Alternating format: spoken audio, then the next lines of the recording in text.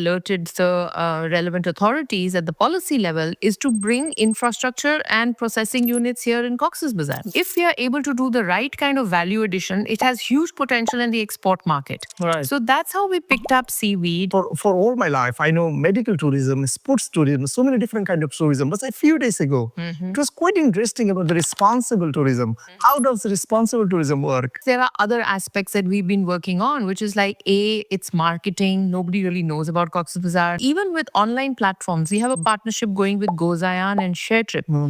We are working together with the Ministry of Youth to ensure that government budgets are channelized towards these market-friendly training courses. So, hello, the viewers and the audience. Welcome to Penwa News English section in Cox's Bazar. So, as you know, Cox's Bazar is one of the most important districts in Bangladesh, just in terms of tourism and many other sectors also. Today, we'll be talking with someone who has been doing an excellent job for last couple of years in Cox's Bazar with great achievement and success. So, she's not any other than Ruchika Bahal, the head of ILO in Cox's Bazar project. First of all, welcome to Penwa News in Cox's Bazar.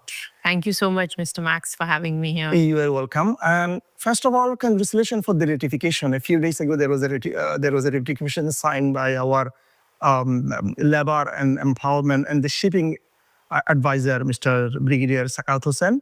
It has been great. Bangladesh is the only country to do that. So we're happy that it is happening. So before going to your questions, we have some interesting questions to ask you regarding many projects that you have been running. The first of all, as the report we know, under the ISAC, like 21 TBET institutions, 15 courses, more than 2,000 youth have been benefited, including 12 farmers. Is the number okay? Number is very good for the 2 years that we've been here. And as you know, the ISIC project, which is a project on improving skills and economic opportunities for the youth and the women of Cox's Bazar. And also we've got great support from Global Affairs Canada and the Embassy of Kingdom of Netherlands for this. Started work 2 years ago.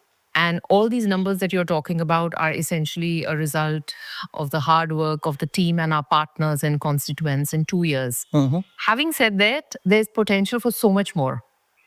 And we see that the foundation and the ground has been laid very well now.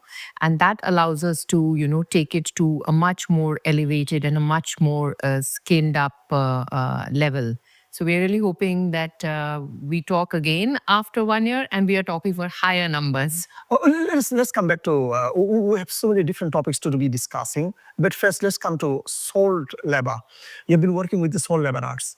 And how did they really contribute in the salt cultivations? Still, there is a problem with the price of the salt is getting down. And do you think there is a good combinations? The salt laborers are contributing to salt cultivation. Still, it might help to increase the prices of the salt. Okay, now this is a really interesting question. So when we started our operations in Cox's Bazar 2 years ago, we were looking at the different sectors that we need to work in and invest in, which have the potential for growth. And we came across the salt sector. We had also done some assessments in previous years. But, our footprint and our physical presence in Cox's Bazar has only started with the ISEC project when we physically set up an office here. So we had done some initial assessments and, there was, that 95% of production of salt of Bangladesh is coming from Cox's Bazar, Islampur. Yeah. And all the families are involved and engaged in this entire salt value chain. Having said that, there's huge potential for change because the working conditions and the situation in which the salt workers are working desires a lot to be changed. Now, ILO, as you know, International Labour Organization, our prime focus is to create decent jobs. And there are different pathways that we take to ensure decent jobs are created. And one pathway is looking at enhancing and improving labor working conditions so that labor productivity can be enhanced. And that will then lead towards creating decent working conditions, decent jobs, etc. So it was with that particular intervention that we went into salt to understand how the occupational safety and working conditions could be improved for the salt workers. Including the health hazards. Exactly. So we did a lot of work together with the Ganashastra Kendra there, and we ran health camps. We also managed to ensure health cards so that these salt workers can go and get cashless treatment, etc. We want to bring in more in this space. Time has been very short. But incidentally, we also conducted a national advocacy policy dialogue on salt in Dhaka. And it was very interesting to note that we got very good response from senior people and leadership from the Ministry of Labor and Employment, but also the Ministry of Industry. 95% of salt production that happens, it is not for domestic, it's not for table consumption. It's going into the industry. So it goes into tanneries, it goes into pharmaceuticals, etc. Because from here it goes and gets processed. Now the cost of salt increases because there are no processing centers here in Cox's Bazar. They have to travel to Chittagong.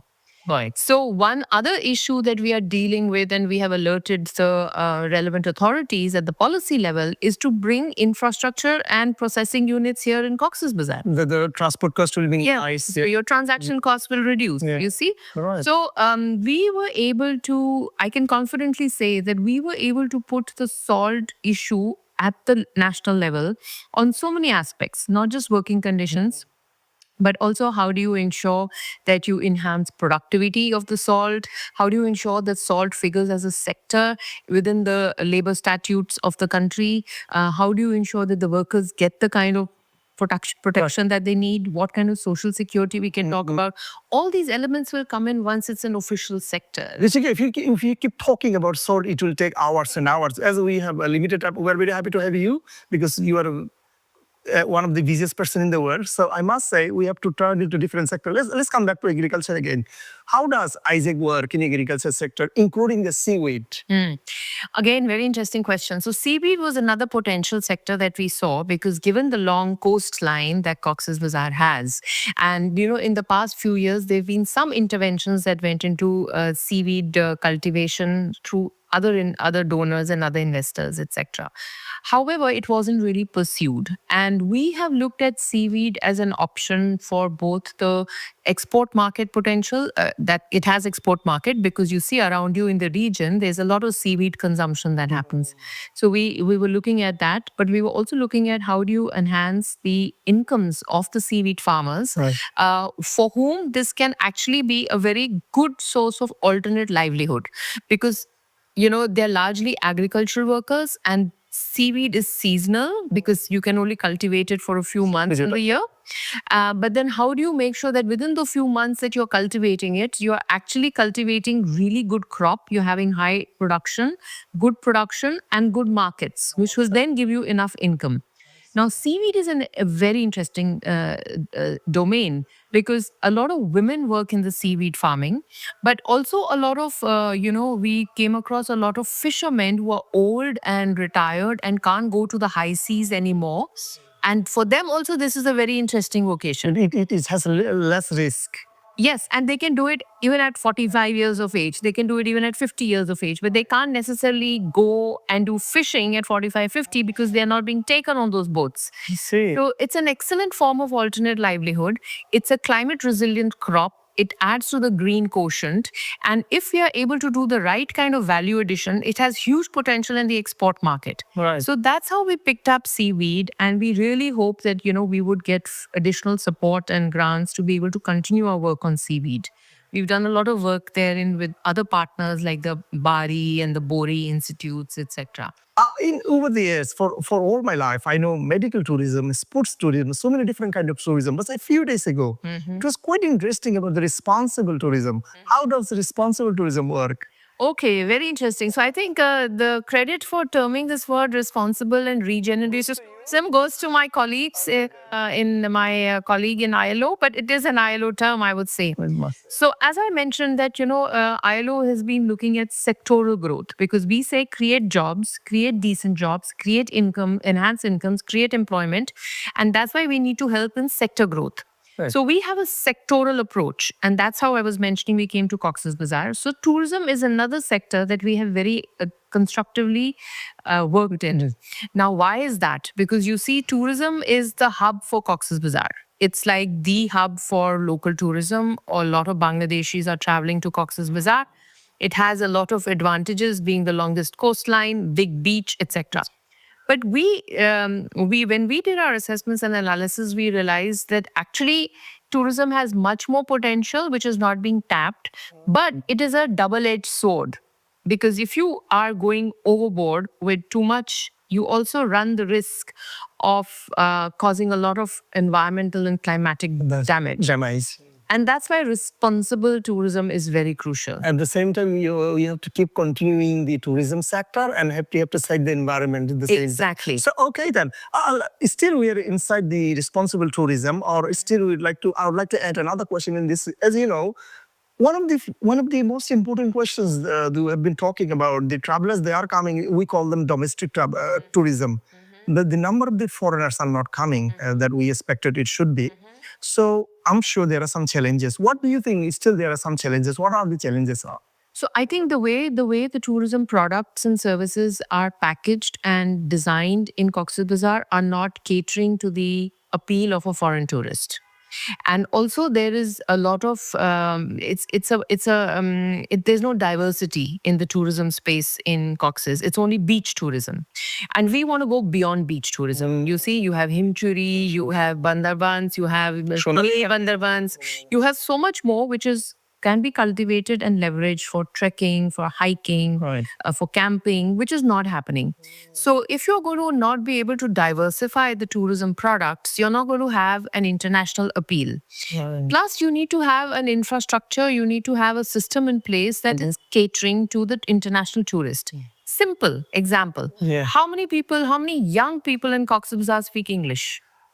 Huge challenge. The number is very few. Exactly. So if you don't have the kind of language skills and soft skills that are needed to cater to a service industry, how will you guide them? Yes. So what is their motivation to come? And then, of course, there are other aspects that we've been working on, which is like, it's marketing. Nobody really knows about Cox's Bazar. Then it is working with tour agents and tour guides, and even with online platforms. We have a partnership going with GoZayan and ShareTrip, where we have worked with them to say, create products which will actually and market those products to people even beyond Bangladesh, right?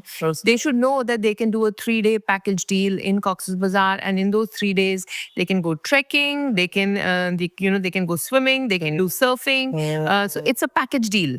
So you have to make it attractive. It's not just about food. Yeah, you can also include Maheshkali visiting Australia. We're doing that. We have actually spotlighted, after a lot of work, we have spotlighted and come up with 8 destinations in Cox's Bazar, which have huge potential to be built up and should be marketed for the tourists. I was going to ask you, what are some of your suggestions to make Cox's Bazar one of the finest tourist hub, but already you gave me the answer. And it was quite interesting. You said, let's start on the tourism from going to the beach. Let's start into different nice places that the foreigners are interested to go. What are those places that you mentioned, please? So I'm very happy to share with you. We actually invested a lot of time and energy in developing 8 destinations, researching which are the 8 hotspots that can be developed for Cox's Bazar. And we've actually developed and launched the Destination Development Plan for Cox's Bazar, which was launched a couple of weeks ago together with all the district authorities. And we'll be happy to share the links in your interview for people to see and even visit and download this report. We'll forward them, yeah. Yes. So we have come up with 8 destinations, if I remember the names. One is Patwatek Beach, then there is Himchuri, then there's Ramu, because there's a lot of Buddhist history and temples. Then there is Inani, then there is Mini Bandarban, the hills are locked for trekking. Then there is Sonadia Island, which makes a great boat ride to get there. To bring the foreigners or the travelers from across the globe, in those places, what do you offer? I'm talking the way you are from Cox's Bazar. So where will they come here and what can they see? It's an excellent question. And this is what I was saying. We still haven't been able to consolidate our local tourist. You see, we have so much of domestic tourists coming, the footprint is increasing. However, we are not being able to ensure that it is in any way well managed so that it doesn't interfere with the ecology and the whole environmental piece of tourism. That's why we say responsible, regenerative ecotourism. So even for a local, first we I think have to begin with a local tourist, right? For the local tourist, domestic tourists to come to Cox's Bazar, they need to see there's much more than just beach Right. and grill fish. Grill fish. Taking it. Yes. Eating.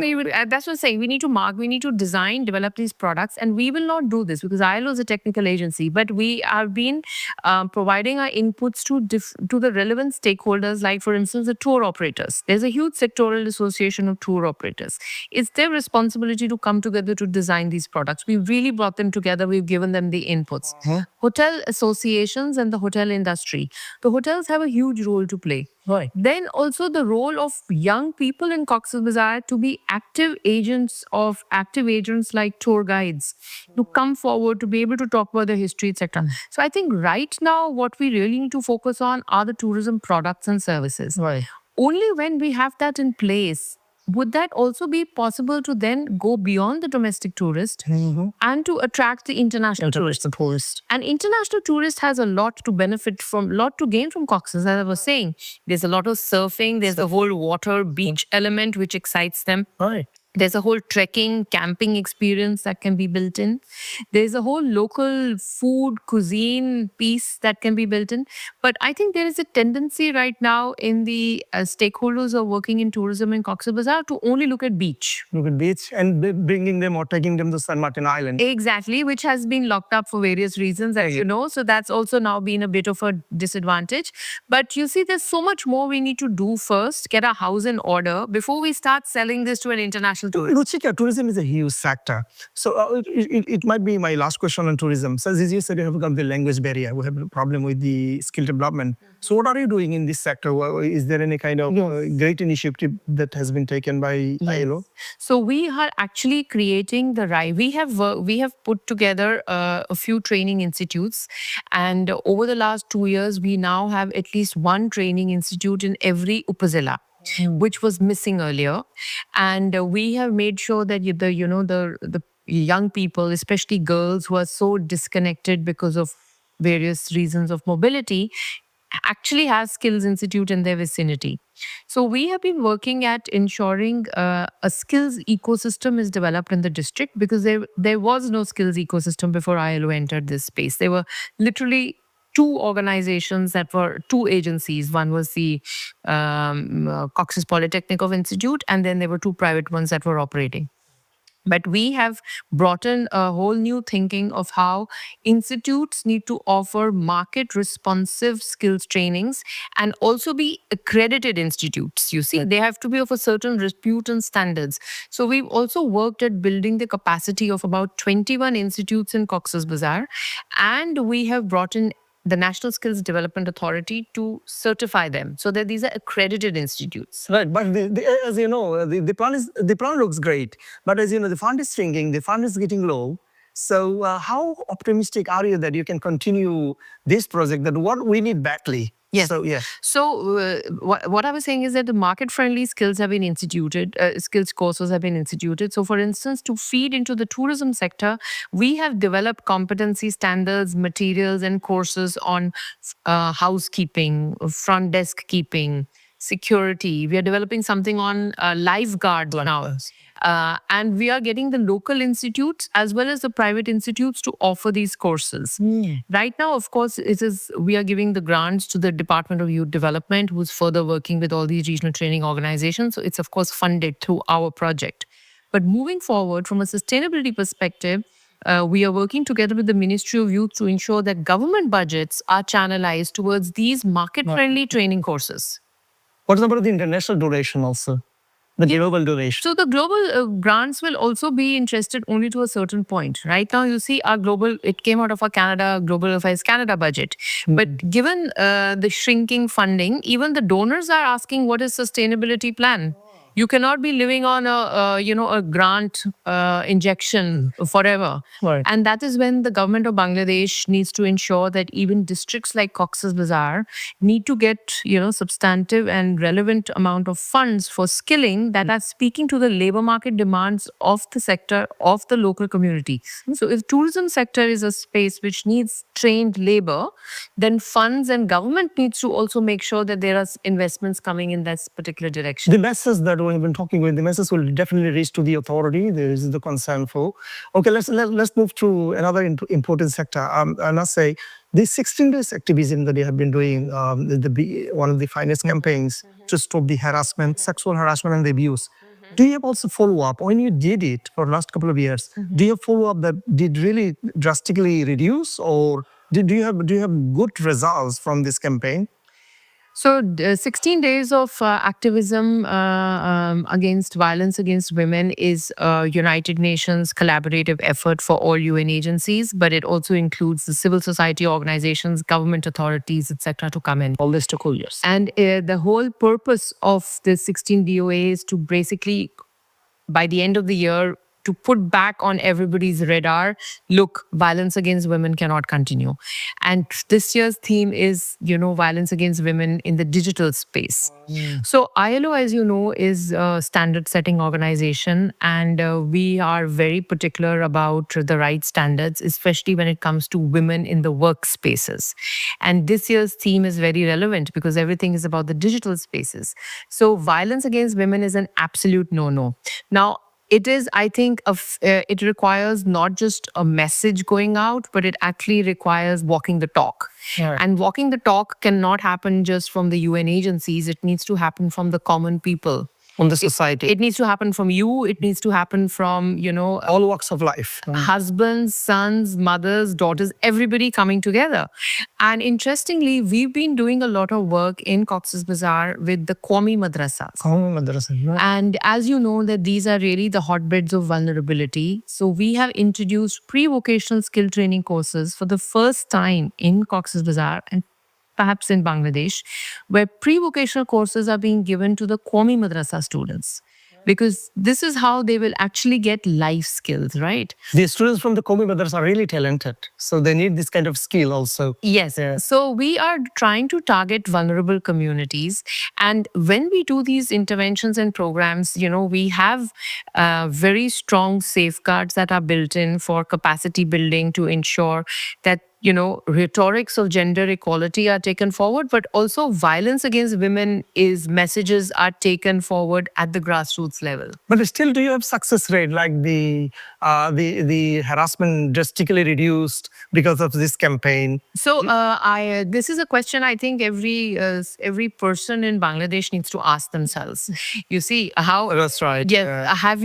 What have you done in your own way? Or our Peru channel might find some numbers that we will work or we will look into. It's very easy to get the numbers, right? Because numbers are what? Numbers are the reported statistics. That's why. So when we say when the statistics go up, Let's say this is our part. Okay, then. Yes. So let's come back to the final topics that we'll be talking about the women entrepreneurship. So you successfully initiated women entrepreneurship. Do you have some names? I don't want to say the names directly. Do you have some successful women entrepreneurs that who have been massively successes under your initiatives programs? yes. So we have a whole program called Start Your Own Business, and there are different modules that come with it, depending on the maturity of the entrepreneur that we are working with. So we have done innumerable number of SIYB trainings for a huge number of women and men in Cox's Bazar, with of course a focus on women, and we looked at them across different sectors and spaces. And then I'm very happy to share that, we have very successfully built a whole batch of women entrepreneurs who are working in Cox's Bazar on different areas like jewelry making, restaurant, food services. Congratulations. Yes, and that's feeding into the tourism space. And we've also been showcasing this through platforms that we've done in partnership with hotels like Ramada and Best Western, where they are given these platforms to come and like marketplaces that come and not just share and sell their ways, but basically do networking and promote their work. Did you also include midwives? in this program. No, we haven't worked with midwives. Midwives is a community that our sister agency UNFPA works with, and they do a very good job with them. We have worked with women entrepreneurs. We work with small women groups who had absolutely no inputs on how to start businesses. We've supported them. They have been now working in the spaces of bakery, confectionery, even seaweed Which was farming. on exhibition, yes. Yes. So it's a diversity, and we obviously pushed for women to be in the forefront because you see, Cox's being an orthodox place does not allow women to participate in formal working places. So for us, it is very important that some element of intervention is needed where they can at least work and have self-employment and group entrepreneurship. So this pathway for ILO has shown a lot of success, and that has actually helped women with, not just improving their income, but also giving them the agency and the confidence that is needed to then interface with a larger community beyond their families. This is a huge, elaborate program. One last question. What Bangladesh needs, huge reformation activities that we would like to change in many social taboos and many political misconceptions. So in this case, what about the producing women leadership and the youth leadership? So this is a very good, interesting question. So we realize that at ILO, we realize that unless and until you have women and young people in decision-making spaces, you're not going to be able to get them or get their views or their perspectives or their communities moving forward. So we actually did a lot of work in the tourism sector through the Upazila tourism destination committees, and we have worked in setting up 8 of them in 8 Upazilas, and therein we have insisted and we have brought in women representation in a big way, and of course the young people.